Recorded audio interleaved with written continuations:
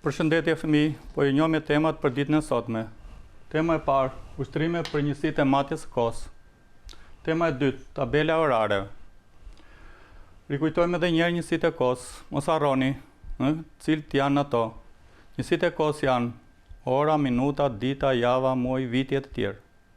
Dim që një javë është e barabartë me 7 ditë, një ditë e barabartë me 24 orë, një muaj barabartë me 30, 31 ose 28 dhe 29 ditë. Një vit i barabartë me 365 ditë. Duke patur parasysh këto njohuri, ne do të bëjmë shkëmbime të njësive të matjes.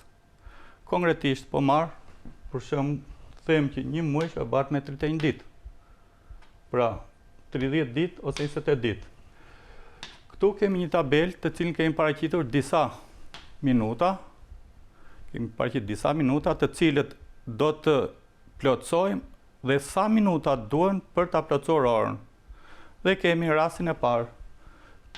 Ka kaluar 35 minuta. Dhe sa minuta duhen që të plotësohet ora? Atëherë themi, një orë e barabartë me 60 minuta. Nga 60 minuta heqim 35 minuta dhe e barabartë me, pra themi që të plotësohet një orë, 35 do dhe 25 minuta. Po kështu, po marr rastin tjetër, kur kanë kaluar 3 minuta. Dhe sa minuta duhen që të plotësohet ora? Atëherë themi 60 minuta që ka ora, minus 3 minuta që kanë kaluar, është e barabartë me 57 minuta. Pra që të mbushet një orë, plotësohet ora, pra do dhe 57 minuta. Po kështu dhe rastet e tjera, kur e kemi 60 minuta, kur është 60 minuta, heqim 60 dhe na del 0, pra e kemi kryer të plot veprim, nuk na duhen minuta për ta plotësuar orën. 15 minuta dhe sa na duhen? Atëherë them nga 60-a heqim 15 dhe na duhen 45 minuta. Këto ushtrime e keni dhe te libri. Po paraqesim disa situata problemore. Andi pa televizor nga ora 17:20 minuta deri në orën 18:10 minuta. Motra e tij Bora pa televizor një qerekore. Atëre, cili ka harxuar më shumë kohë për të parë televizor, Andi apo Bora? Për këtë kryejmë njësimet. Themi që Andi e filloi televizorin në orën 17:20.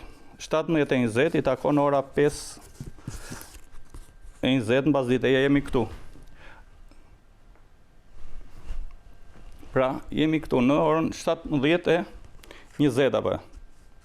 Ka parë deri në orën 18:10. Sa kanë kaluar? Themi 5 minuta, 10, 15, 20, 25, 30, 35, 40, 45, 50. Atëherë themi që Andi ka parë televizor 50 minuta. Bora ka parë një qerekore. Atëherë Bora filloi në 11:10, ka parë një qerekore. Një qerekore që e barabartë me 15 minuta. Atëherë ka filluar një qerek, kaluan 5 minuta, 10,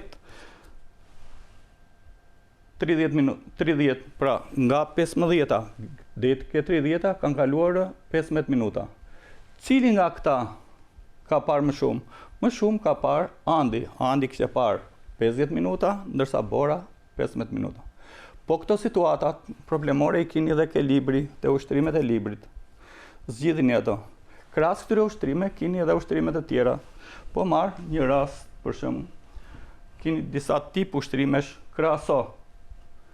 Kush është më e madhe, 3 ditë e 12 orë apo 8 dhe 5 orë? Kujdes këtu.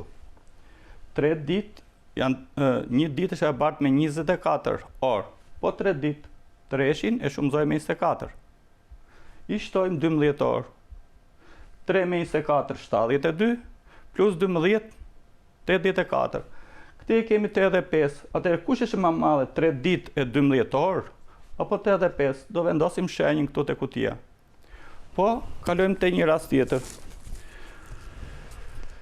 Kush është më e madhe, 7 vite 4 muaj, apo 80 muaj? Për të bërë krahasimin, ne do të bëjmë llogari. Themi një vit është e barabartë me 12 muaj. Po 7 vite, 7 herë 12. del 84, plus 4, 88. Këtu e kemi 80 muaj. Atëherë themi 7 vite e 4 muaj është më e madhe se 80 muaj. Vazhdojmë ushtrime të tjera të këtij tipi. Vazhdojmë me tabelën tani. Tabelën, si lexohet tabela e orareve. Këtu mësuesi ka paraqitur një tabelë me lëvizjen e autobusit nëpër stacione. Dhe shikojmë që e ka ndërtuar tabelën në 2 ndarje, në ndarjen e parë e stacioni A, B, C me radhë, në ndarjen tjetër kemi orarin. Themi autobusi në stacionin A është në orën 7:15 minuta. Në stacionin B është 7:55 minuta. Në stacionin C është 8:03 minuta. Në stacionin D është 8:42 minuta. Në stacionin F 9:25 minuta. Duke pas parasysh tabelën, kryejmë llogaritjet. Për shembull, sa ka zgjatur udhëtimi i autobusit nga stacioni A në stacionin B. Atëherë themi, në 7:15 u nisej, në 7:55 mbriti. Nga 7:55 minus 7:15 na del 40 minuta. Themi që udhëtimi i autobusit nga stacioni A në stacionin B ka zgjatur 40 minuta. Po kështu edhe me radhë. Po marr rastin tjetër.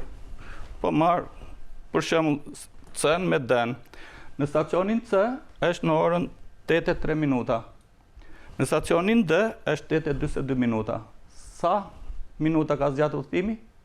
Nga 42 minuta heqim 3 minuta që kanë nisur dhe del 39 minuta. Themi që udhëtimi nga stacioni C në stacionin D ka zgjatur 39 minuta. Po ushtrimet në libër të kësaj natyre janë në libër, po kështu mund të merrni për shembull edhe orarin e lëvizjes tuaj në një ditë shkolle. Kur niseni nga shtëpia, kur filloni mësimin, kur e mbaroni atë, çfarë veprimtarish kryeni gjatë ditës. Pra, mund të ndërtoni një tabelë me njësitë e kohës. Krahas kësaj, keni edhe ushtrime aty për të lexuar orën. Në libër jepen disa orë. Mësuesi ka paraqitur 3 modele këtu. Ora e parë, shikojmë kush e tregon orën, kush e tregon minutën. Mos ngatroni, gjithmonë akrepi i vogël dhe i trash tregon orën, akrepi i gjatë dhe i holl tregon minutat. Themi ora është 1:30 minuta ose 1:30, se ka kaluar gjysma e orës. Tek ora e dytë shikojmë që akrepi minuta e orës është afër 2-shit. Akrepi minuta është 40, te 8 pra, ose 40. Atëherë dhe sa të lexon 2 pa 20, ose 1:40 minuta. Tek ora e tretë, e keni akrepin e orës ke 10, akrepin e minutat 3, themi ora tregon 10:01 qerek, ose 10:15 minuta. Punoni ushtrimet në libër, në fletorin e punës, po ushtrime me kohën keni, plotsoni me kujdes. Faleminderit, mirë kuptimin, miru pafshim, orën e ardhshme.